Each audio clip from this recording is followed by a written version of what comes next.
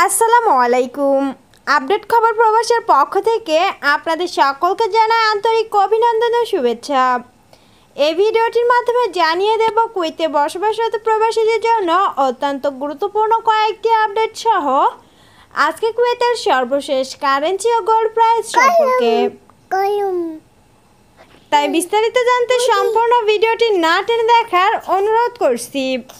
আর আপনি যদি আমার চ্যানেলে নতুন হয়ে থাকেন তাহলে চ্যানেলটি সাবস্ক্রাইব করে পাশে থাকা বেল আইকনটি বাজিয়ে রাখুন।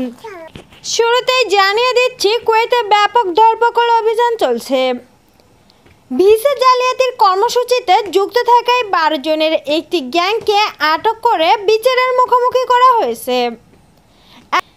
একজন পাকিস্তানি প্রবাসীর অভিযোগে ইনভেস্টিগেশন করে তাদের আটক করা হয়েছে। এবারে জানিয়ে দিচ্ছি কুয়েতের 6টি এলাকা থেকে মদ উৎপাদনের সরঞ্জাম সহ 52 জন প্রবাসীকে আটক করেছে কুয়েতের আইন শৃঙ্খলা বাহিনী। এদের মধ্যে 30 জন পুরুষ ও 22 জন নারী ছিলেন যারা নেপালি এবং ভারতীয় নাগরিক। কুয়েতের মিশরেফ, জাবের আল আলী, নাহিদা, ফিহা, সাদ আল আবদুল্লাহ এবং কসুর মন্তক্কায় অভিযান চালিয়ে তাদের আটক করা হয়েছে। অন্যদিকে কুয়েতের আবাসন খাতকে নিরাপদ রাখতে খাইতান এলাকায় এক যৌথ অভিযানের ছবি। এই অভিযানের সময় সশরীরে উপস্থিত ছিলেন কুয়েতের স্বরাষ্ট্রমন্ত্রী।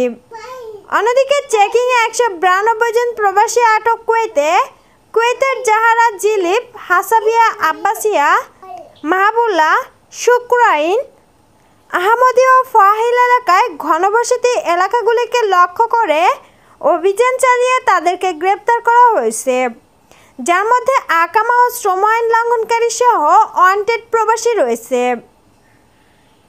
এবারে জানিয়ে দিচ্ছি কুয়েতের সর্বশেষ কারেন্সি হলো মিড মার্কেট রেট অনুযায়ী 400 টাকা 20 পয়সা থেকে 400 টাকা 70 পয়সা পর্যন্ত, এবং সর্বশেষ গোল্ড প্রাইস হলো 1 গ্রাম 22 ক্যারেট স্বর্ণের দাম 30 দিনার 793 পিলস।